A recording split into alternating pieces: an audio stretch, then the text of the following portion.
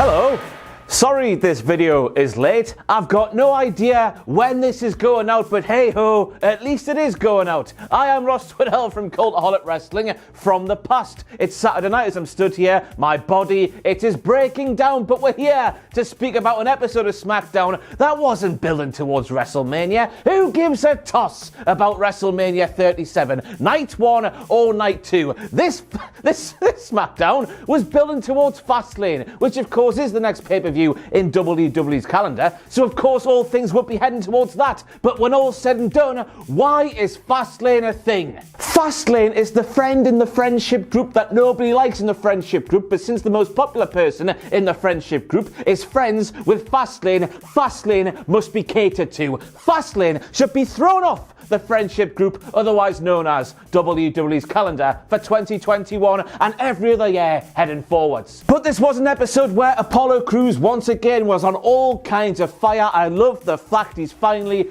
found some purpose and a proper character to sink his teeth into. Buddy Murphy, or is he just Murphy these days? First of all, he's not dead, but second of all, he's making absolutely no sense whatsoever, and Daniel Bryan is going to Fastlane because Edge, even though he claimed he's a full-time performer, really is not. Still a good episode of SmackDown though, for my opinion. I'll stop waffling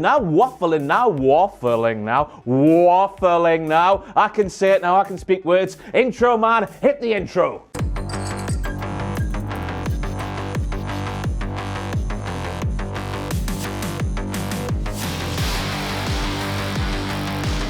Mago. And yes, I'm taking issue with Maggle Cole insisting that Daniel Bryan invented the yes movement, guys. Yes.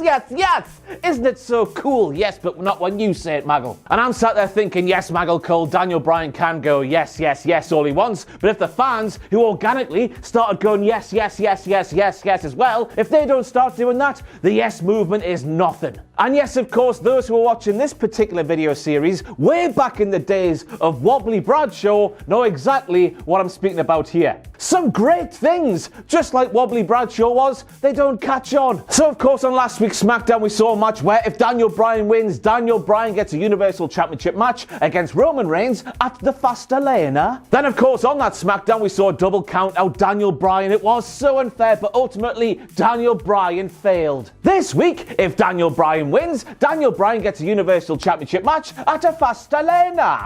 Why am I saying that like that? I've got no idea. And of course, looking at this as the objective sports journalist that I truly am, one of the most respected in the game today, obviously, I would say, Daniel Bryan, you had your turn last week. This week, it's somebody else's turn. I don't know, Cesaro. Sorry, Seth Rollins. But this week, you've just got to look at things like The Miz on Monday Night Raw, using his brain like wrestler to initially keep his WWE title before the powers that be as sweaty and as fantastic at the professional wrestling as they are. Say, hey ho, Miz, even though you used your brain like wrestler, you need to defend your title once again because we didn't get the outcome we wanted. And then we see this with Daniel Bryan on SmackDown, and now, as I stand in front of you, a respected objective sports journalist, it is clear for me to see now that WWE is not the truthful sporting endeavour it claims to be. WWE has an agenda and it tries to make happen what it wants to happen. WWE is not, I repeat, not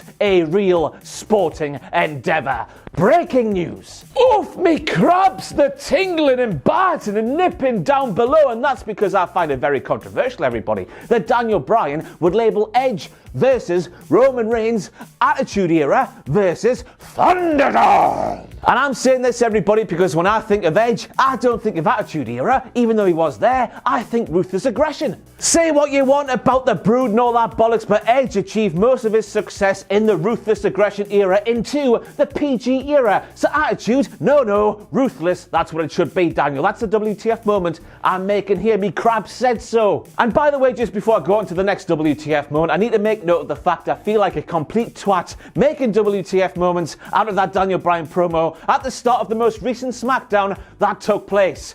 because the promo was fantastic. I shouldn't be pulling it apart, but I'm hearing things I'm taking issue with, okay? And the next one arrived when Daniel Bryan claims that we can all tell that Daniel Bryan loves professional wrestling more than Edge and more than Roman Reigns, because in the last 3 weeks, Daniel Bryan has wrestled more matches than either Edge or Roman Reigns has in the last 3 months. And I'm thinking, Daniel, damn, Daniel, yes, of course you can throw that at Roman Reigns because Roman Reigns is a prick. But damn, Daniel, you can't throw that at Edge, man. He did the same thing that you did way back in the day. I'm thinking, Daniel Bryan, if Edge did not love professional wrestling, he would not have fought all the doctors who said no. Ba-boom! You say yes to me, doctor, now clear me now. Ba-boom! Clear me now. That's what he did. He physically assaulted them. Surely, if Edge didn't love professional wrestling as much as you did, Daniel Bryan, Edge would have just sat at home. But no, he fought to get back. Therefore, he does love it, doesn't he? Yes, he does. And who knows, Daniel? Damn, Daniel, as I might call you from now on. Who knows? Because that's an outdated meme and that's what I do best. We don't know, do we, Daniel? We don't know that the same doctors who cleared Edge might have also told Edge, Edge, you can't wrestle 3 matches in 3 weeks like Daniel Bryan, the lovely, wholesome Daniel Bryan. Otherwise, Edge, your head might fall off. Mago, mago, mago, mago, mago, mago, mago, mago, mago, mago, mago. And then Mago called big baldy bastard Baron Corbin simply Baron Corbin, which is not a WTF moment because Mago didn't actually call him big baldy bastard Baron Corbin. It's because big baldy bastard Baron Corbin's actual WWE name, remember, is King Corbin. And I was thinking to myself upon hearing Maggle Cole say, Baron Corbin, we can only dream, Maggle, we can only dream. But no, he's still shackled with that king bollocks he should never have had to start with. Why do they have to become kings when they win King of the Ring? Imagine if Stone Cold Steve Austin started dressing like a twat. Wrestling wouldn't exist anymore.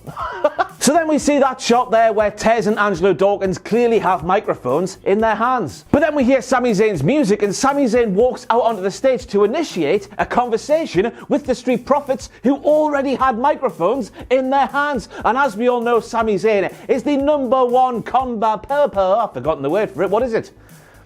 Conspiracy theorist in the world today. I'm awake. Wake up, Ross, will you? He's the #1 conspiracy theorist in the world today. But I'm putting a conspiracy theory right at you now, wrestling fans. How did the Street Profits know they were going to be cutting a conversational promo with Sami Zayn before that conversational promo had even been initiated? Right, everybody, I admit defeat. This is the last time I'm mentioning this right here on WTF Moments because clearly WWE have either changed or forgotten their own rules. Street Profits, as far as I know, because I watch every single Raw and SmackDown and they haven't changed things officially on the air officially ever.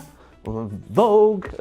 Automatic rematch clauses were scrapped, but since the entire crux of your storyline heading into WrestleMania 37 season with the Dirty Dogs for the SmackDown Tag Team titles is about them ducking you and dodging you and dive, duck, dip, dive and dodging you, I assume that WWE must have put that rule in the bin and started going back to their old ways. But once again, they don't make this official on TV, so twats like me are stood here moaning about things maybe we shouldn't be moaning about. Who knows what is actually going on here? He's alive! Somebody spank me! I thought he was dead. Or maybe, just maybe, on the longest honeymoon ever with Aaliyah Mysterio, if they even got married. What the hell has Buddy Murphy, or is it just Murphy these days, been up to? I tell you what, everybody, it's been sending me round the bloody twist how worried I've been about Murphy. I'm sorry, everybody. And then in that moment there, Murphy says to Seth Rollins, hey Seth Rollins, maybe I could assist you with the entire Cesaro situation. Murphy could have said literally anything, and I mean anything, any sort of sentence that has ever existed in the world today, and it would have made more sense than Murphy after everything we saw in 2020.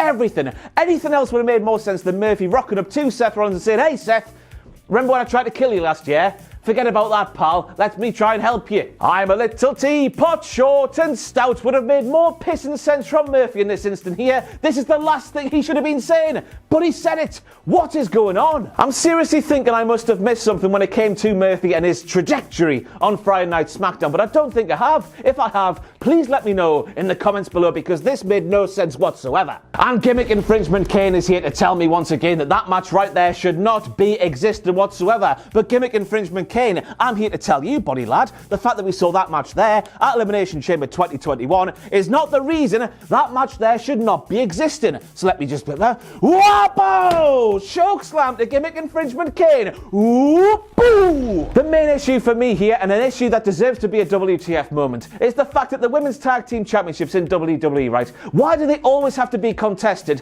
by at least one team that is just, what's the word I've used here? Makeshift. My memory is shot, I tell you. Oh, how could they possibly get along sort of situation? Why do we see this each and every time apart from NXT? But then again, Shayna and Nia, are they getting along now? I don't even know.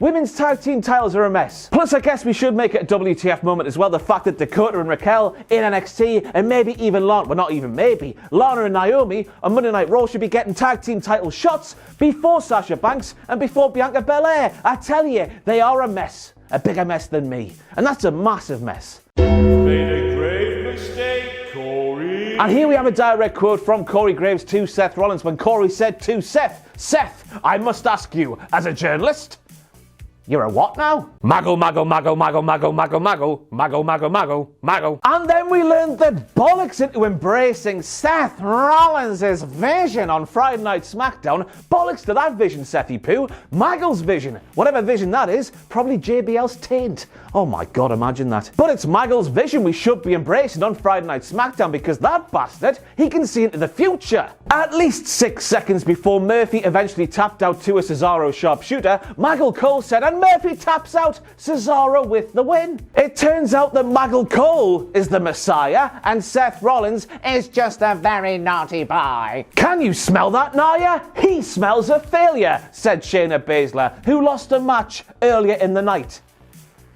And then we learned that Apollo Crews has been doing the reverse Kofi Kingston in WWE for the last 5 years. And I don't know about you at home, but he sure fooled me. Give that man all of the Oscars for the most convincing American accent in the history of fake American accents. And before you go down to the comments below, I know I'm just reacting to what he said in his promo. I know, you don't need to tell me I know. Made a grave mistake, Corey. Direct quote from Corey when he's inside that there cage in that picture right there when he says, when the door closes, I can attest, you're overwhelmed by a feeling of dread. And then Corey gets out of the cage, he goes behind the commentary table, Daniel Bryan makes his way down to the ring, and Corey says while watching Daniel Bryan hop inside that steel cage, that's the first time I've stood inside of a steel cage like that, and it was terrifying, intimidating feeling. And I was thinking, Corey, the way you spoke when you were inside the cage, you were speaking as if you've had a steel cage match. I'm not having it. Corey couldn't have been overwhelmed by a feeling of dread just standing there inside a cage when he knows he's just speaking and not actually doing the wrestling. Surely not. And that screenshot right there was taken as Daniel Bryan ate Jey Uso's shoe right in his mouth in the form of a super kick by Jey Uso.